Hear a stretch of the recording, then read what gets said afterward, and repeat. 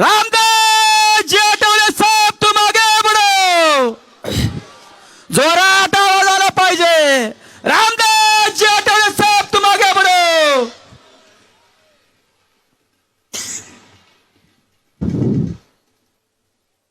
बंद करा ते. पुण्यामध्ये सुटलेला आहे थंडगार वारा. पुण्यामध्ये सुटलेला आहे थंडगार वारा. महायुती वाजवणार आहे महाविकास आघाडीचे बारा. द्या तुम्ही छत्रपती शिवाजी महाराज आणि बाबासाहेब आंबेडकरांच्या जिंदाबादचा नारा. द्या तुम्ही छत्रपती शिवाजी महाराज आणि डॉक्टर बाबासाहेब आंबेडकरांच्या जिंदाबादचा नारा. कारण आमचा भीम आहे या देशामध्ये चमकणारा तारा.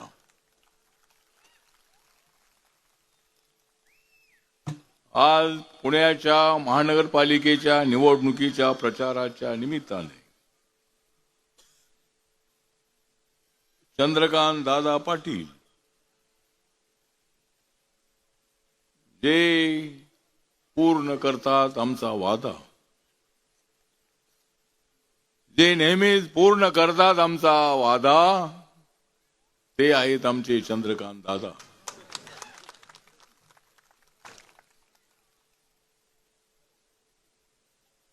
आमच्या सहजासहजी कुणी लागू नका नादा. माझ्या सहजासहजी कुणी लागू नका नादा. कारण माझ्या सोबत आहे चंद्रकांत दादा.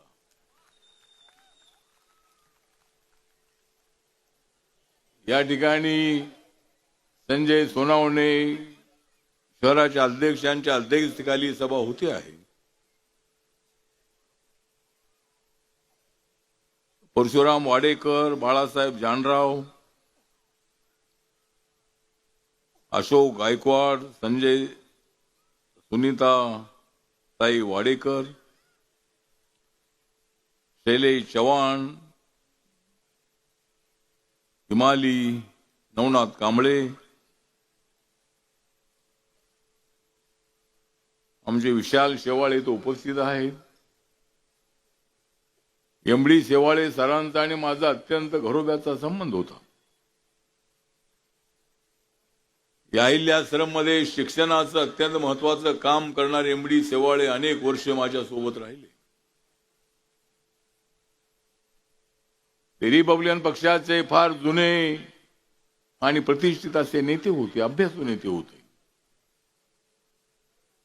पण रिपब्लिकन पक्षाची ऐक्याची सभा याच ठिकाणी झाली होती. सगळ्या रिपब्लिकन पक्षाच्या गटातटांना एकत्र आणण्यासाठी मी प्रयत्न केला होता. पुणे शहरामधल्या वस्त्यांमध्ये लोकांमध्ये प्रचंड आनंद होता. महाराष्ट्रातून आलेल्या अनेक लोकांसाठी जेवण अनेक वस्त्यांमध्ये बनवण्यात आलं होतं. ऐक्य म्हटलं की आमच्या समाजाचा अत्यंत आवडीचा विषय. बाबासाहेब आंबेडकरांना मांडणाऱ्या सगळ्या नेत्यांनी एकत्र आलं पाहिजे ही आमच्या समाजाची इच्छा. पण आमच्या समाजाचे सगळे नेते एकत्र येत नाही. मी अनेक वेळेला नेत्यांना एकत्र आणण्याचा प्रयत्न केलेला आहे. मी 4 पावलं मागे जाण्याची माझी तयारी आहे अशा पद्धतीची भूमिका अनेक वेळेला मी मांडली. पण आपले सगळे नेते एकत्र यायला तयार नाही. मी माझ्या पक्षाची बांधणी जी आहे ती बांधणी मी या ठिकाणी सगळ्या देशामध्ये केलेली आहे. आपल्या सगळ्यांच्या आशीर्वादामुळे मला नरेंद्र मोदींच्या मंत्रिमंडळात जाण्याची संधी मिळाली. या देशामध्ये आहे नरेंद्र मोदींची आंधी, मग मला का मिळणार नाही मंत्रिपदाची संधी?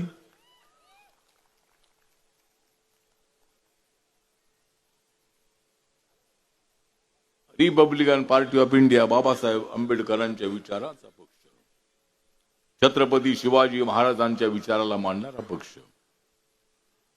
महात्मा ज्योतिबा फुलेंचा वारसा सांगणारा रिपब्लिकन पक्ष. अण्णाभाऊ साठे यांच्या विचाराशी एकनिष्ठ असणारा रिपब्लिकन पक्ष, पुण्यश्लोक अहिल्यादेवी होळकर यांना मानणारा रिपब्लिकन पक्ष, लहुजी वस्तादांचा आदर करणारा रिपब्लिकन पक्ष, सावित्रीबाई फुले यांच्या संबंधामध्ये अत्यंत चांगली भूमिका मांडणारा रिपब्लिकन पक्ष, सर्व जाती धर्माच्या लोकांना एकत्र आणणारा रिपब्लिकन पक्ष, झोपडपट्टीतल्या माणसाला पक्क घर मिळालं पाहिजे हे सातत्यानं मागणी करणारा रिपब्लिकन पक्ष, बेरोजगारांना रोजगार मिळाला पाहिजे यासाठी आंदोलन करणारा रिपब्लिकन पक्ष, दलितांना होणारे अन्याय अत्याचार थांबवा हे सांगण्यासाठी आणि त्यांच्या संबंधामध्ये आवाज उठवणारा पक्ष म्हणजे रिपब्लिकन पक्ष. बाबासाहेब आंबेडकरांनी घटनेमध्ये दिलेला आमचा हक्क आम्हाला मिळाला पाहिजे यासाठी बुलंद आवाज उठवणारा रिपब्लिकन पक्ष. या देशामध्ये बाबासाहेबांनी सांगितलेली समता आली पाहिजे यासाठी सातत्यानं प्रयत्न करणारा रिपब्लिकन पक्ष, दलित आणि सवर्णांना जोडणारा रिपब्लिकन पक्ष, दलित आणि मराठा समाजाला जोडणारा रिपब्लिकन पक्ष, दलित आणि ब्राह्मण समाजाला जोडणारा रिपब्लिकन पक्ष, दलित आणि ओबीसीना जोडणारा रिपब्लिकन पक्ष, बौद्ध आणि मातंगांना जोडणारा रिपब्लिकन पक्ष. हा रिपब्लिकन पक्ष साऱ्या देशामध्ये वाढवण्याचा प्रयत्न आपल्या सगळ्यांच्या आशीर्वादानं मला मिळाला. नॉर्थ ईस्ट मध्ये कधीच रिपब्लिकन पक्ष नव्हता, पण नॉर्थ ईस्ट मध्ये असणाऱ्या नागालँडमध्ये रिपब्लिकन पक्षाचे 2 आमदार आहेत. मणिपूरमध्ये रिपब्लिकन पक्ष रिकॉग्नाइज पक्ष आहे, गन्ना किसान शिंबोर आपल्याला मिळालेला आहे. आसाम असेल, मेघालय असेल, मिझोराम असेल, त्रिपुरा असेल, सिक्कीम असेल, अरुणाचल प्रदेश असेल, सर्व नॉर्थ ईस्ट मध्ये रिपब्लिकन पक्ष आहे. अंदमान निकोबार असेल, दादरा नगर हवेली असेल, दीव दमन असेल, लक्षद्वीप असेल, या राज्यामध्ये सुद्धा रिपब्लिकन पक्षाच्या आपल्या गटाच्या शाखा आहेत. महाराष्ट्रामध्ये गटबाजी आहे, पण महाराष्ट्राच्या बाहेर गटबाजी दिसत नाही. माननीय नरेंद्र मोदींच्या नेतृत्वाखाली देशाचा विकास होतो आहे. नरेंद्र मोदींच्या काळामध्ये बाबासाहेब आंबेडकरांची अनेक स्मारकं पूर्ण झालेली आहेत. मुंबईमध्ये चैत्यभूमीच्या बाजूला 3600 कोटी किंमत असणारी 12.5 एकर हिंदू मिलची जमीन अगोदरच्या काळामध्ये, काँग्रेसच्या काळामध्ये अनेक वेळेला आम्ही आंदोलनं केली, मागण्या केल्या, पण हा विषय सुटत नव्हता. नरेंद्र मोदीजी 2014ला पंतप्रधान झाले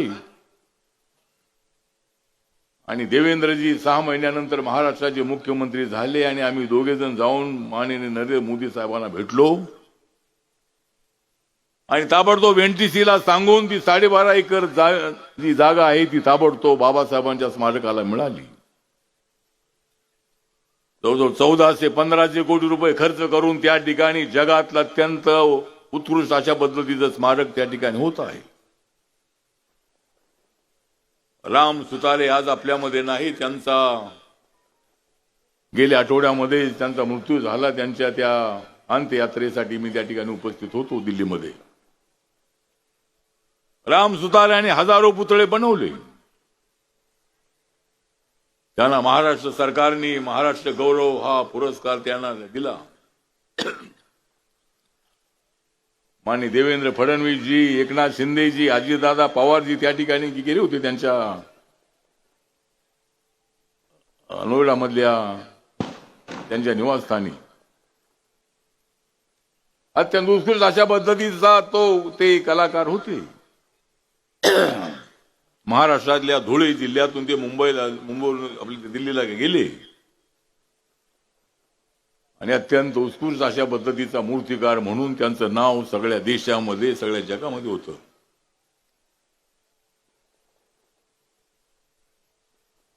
त्यांच्या हस्ते बाबासाहेब आंबेडकरांचा भव्य पुतळा, 350 फुटाचा पुतळा, फाउंडेशन 100 फुटाचं. या देशामध्ये जे सगळे पुतळे आहेत त्याच्यामध्ये सरदार वल्लभभाई पटेल यांचा सर्वात उंच पुतळा, जगामध्ये सर्वात उंच पुतळा सरदार वल्लभभाई पटेलांचा आहे. नरेंद्र मोदींच्या काळामध्ये तो पुतळा त्या ठिकाणी बसवण्यात आला. आणि त्यानंतर जर कुठला दुसरा उंच पुतळा असेल तर तो डॉक्टर बाबासाहेब आंबेडकरांचा पुतळा संपूर्ण आपल्या देशामध्ये उंच पुतळा आहे. अरबी समुद्राकडे बोट करून बाबासाहेब आंबेडकर सांगतायत की सर्वांनी एक व्हा. आपला जात धर्म भाषा वेगळी असेल पण आपला देश एक आहे. आपण आपापसामध्ये झगडू नका. आपण सगळ्यांनी देश म्हटलं की आपण एकत्र आलं पाहिजे. ही शिकवण बाबासाहेबांनी आम्हाला शिकवली. आज आमच्या समाजावर अनेक ठिकाणी अत्याचार होतात की, पण देशाचा प्रश्न येतो त्यावेळेला सगळे वाद बाजूला ठेवून आम्ही देशासाठी मरण्यासाठी बलिदान देण्यासाठी आमची महार बटालियन सर्वात अगोदर पुढे असते. बाबासाहेब आंबेडकरांनी फार मोठं काम केलेलं आहे आपल्या जीवनामध्ये.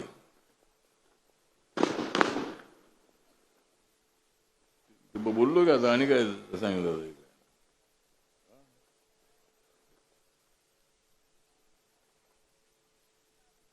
आपण सर्वजण इथं मोठ्या संख्येने आलेले आहात. रिपब्लिकन पक्ष हा छोटा पक्ष आहे पण रिपब्लिकन पक्ष हा मजबूत असणारा पक्ष आहे. नरेंद्र मोदी साहेबांनी मला तिसऱ्यांदा मंत्री पदावर घेतलेलं आहे. नरेंद्र मोदीजी तिसऱ्यांदा या देशाचे पंतप्रधान झालेले आहेत. पंडित जवाहरलाल नेहरूंचं रेकॉर्ड ब्रेक करण्याचं त्यांनी काम केलेलं आहे. आणि 2029 मध्ये सुद्धा नरेंद्र मोदीजी देशाचे प्रधानमंत्री होतील.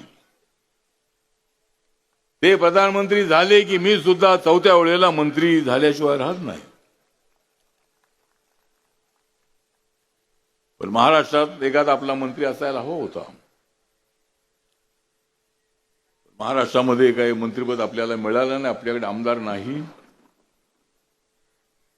पण पुढच्या वेळेला मात्र देवेंद्र फडणवीस यांच्यासोबत माझे अत्यंत जवळचे संबंध आहेत. चंद्रकांत दादांसोबत माझे संबंध अत्यंत जवळचे आहेत. चंद्रकांत दादा मंत्रिमंडळातले सिनियर मंत्री आहेत. रिपब्लिकन पक्षाला पूर्ण सहकार्य करणारे चंद्रकांत दादा आपल्या सोबत आहे. आणि यावेळेला रिपब्लिकन पक्षाचे नगरसेवक असले पाहिजेत 12. यावेळेला आपले नगरसेवक असले पाहिजेत 12. म्हणून हा जनसमुदाय जमलेला आहे या ठिकाणी सारा. आम्ही भाजपचे आलेलो आहोत दारा. आम्ही भाजपच्या आलेलो आहोत दारा. मग का निवडून येणार नाहीत आमचे 12? तर 12 नगरसेवक आपल्याला निवडून आणायचे आहेत. नरेंद्र मोदींनी सबका साथ सबका विकासचा नारा दिलेला आहे. देश विकासाच्या दिशेनं पुढे चाललेला आहे. आपल्या देशाची इकॉनॉमी 4 नंबरवर आलेली आहे. पूर्वीच्या काळामध्ये 10 नंबरवर आम्ही होतो. 10 वर्षानंतर आम्ही 5 नंबरवर आलो. 8 महिन्यापूर्वी आम्ही 4 नंबरवर आलो. 1 वर्षानंतर आम्ही 3 नंबरवर जाणार. अमेरिका नंबर 1 वर, चायना नंबर 2 वर आणि भारत नंबर 3 वर. पुन्हा 3 वर्षानंतर आम्ही 2 नंबरवर जाणार. अमेरिका नंबर 1 वर, भारत नंबर 2 वर, चायना नंबर 3 वर, जर्मनी नंबर 4 वर, जपान नंबर 5 वर आणि त्यानंतर आम्ही 1 नंबरवर जाणार. 1 नंबरवर इंडिया भारत, 2 नंबरवर अमेरिका. असं झालं तर ट्रम्प एकदम बिघडून जातील. ठीक आहे, तर आमचा प्रयत्न चाललेला आहे. देशातल्या प्रत्येक माणसाला न्याय देण्याचा प्रयत्न चाललेला आहे. या पुण्यामध्ये मेट्रो आलेली आहे. पुण्यामधलं ट्रॅफिक दादा जास्त आहे. कारण गाड्या एवढ्या वाढलेल्या आहेत, रस्ते तेवढेच आहेत. रस्ते काय वाढवता येत नाही आहे. तरी आपल्याला ट्रॅफिकवर काहीतरी उपाय शोधला पाहिजे. घराघरामध्ये गाडी झालेली आहे. मी जपानमध्ये एकदा गेलो होतो, त्यावेळेला प्रत्येक घरामध्ये एका माणसासाठी एक गाडी. आज आपल्या अनेक कुटुंबामध्ये एक एक गाडी, दोन दोन गाडी, मोटरसायकल. पूर्वी आम्हाला सायकल मिळत नव्हती, पण आता जाईल तिकडे मोटरसायकल. अनेक जिल्ह्यामध्ये गेलो तर आपल्या कार्यकर्त्यांच्या 5-25 गाड्या येतात. कार्यकर्त्यांची तब्येत चांगली, परिस्थिती सुधरत आहे. त्यामुळे निवडणुकीसाठी बरेच कार्यकर्ते तयार होत आहेत. काल मुंबईमध्ये बघितलं की आम्ही अर्ज मागवले, जवळजवळ 73 वार्डातले अर्ज आले, 73 ठिकाणचे. कार्यकर्ते आहेत, ते कार्यकर्ते निवडणुकीला उभं राहण्यासाठी उत्सुक आहे. मी तर मंत्री आहे, पण तुम्हाला सुद्धा काहीतरी मिळालं पाहिजे. तुम्हाला देण्याची माझी तयारी आहे आणि जेवढं मिळेल तेवढं मी तुम्हाला देऊन टाकणार आहे. माझं मंत्रिपद सोडून तुम्हाला सगळं.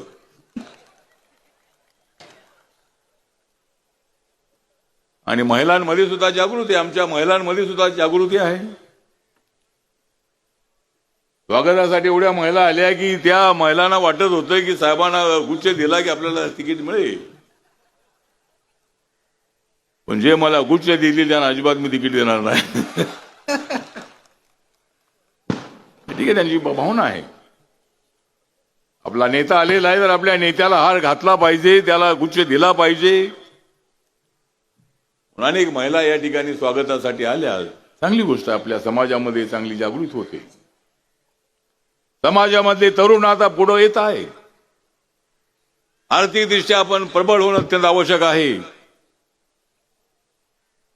झोपडपट्टीत राहणाऱ्या लोकांसाठी SRE स्कीम आलेली आहे. पक्क्या घरात आम्ही राहण्याची मागणी मी सुरुवातीला केली होती. शरद पवारांच्या मंत्रिमंडळामध्ये असताना मी पवार साहेबांना सांगितलं होतं की आमचे सगळे लोक झोपडपट्टीत राहतात, त्यांना पक्कं घर मिळणार कधी. मुंबईमध्ये, पुण्यामध्ये घर विकत घेणं 10 लाख, 20 लाख, 30 लाख, 50 लाख आणायची कुठून? आमचे लोक घर विकत घेऊ शकत नाहीत. काय केलं पाहिजे? पवार साहेब म्हणाले, मी त्यांना सांगितलं की आम्हाला फुकट घर मिळालं पाहिजे. त्यासाठी झोपडपट्ट्या बिल्डरला द्या. आणि सुरुवातीला 180 फुटाचं घर होतं, नंतर 250 फुटाचं घर झालं. आता देवेंद्र फडणवीस यांचं सरकार आल्यानंतर 300 फूट कार्पेट एरियाचं घर, जवळजवळ 400-450 फुटाचं घर. दादा, आमच्या पक्षाची मागणी अशी आहे की आम्हाला कमीत कमी 450 फुटाचं घर कार्पेट एरियाचं मिळालं पाहिजे, म्हणजे बिल्डअप एरियाचं 600 फुटाचं घर. त्यासाठी शासनाला काय पैसे देण्याची आवश्यकता अजिबात नाही आहे. बिल्डरला आता आम्हाला 300 फुटाचं फुकट घर दिलं की त्यांना 300 फूट विकायला मिळतंय. आम्हाला 450 फूट त्यांनी कार्पेट एरियाचं घर दिलं की त्यांना विकायला 450 फूट मिळणार आहेत. सरकारचा कसलाही तोटा त्यामध्ये नाही. गोरगरीब माणसाला घरं द्या मोठी.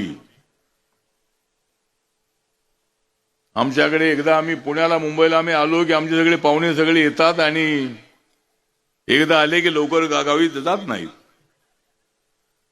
का जात नाही ते म्हणतात, तिकडेच जाऊन काय करणार, तिकडे कामधंदा मिळत नाही आहे. त्यामुळे ते आले की पुण्या मुंबईला येतच राहतात.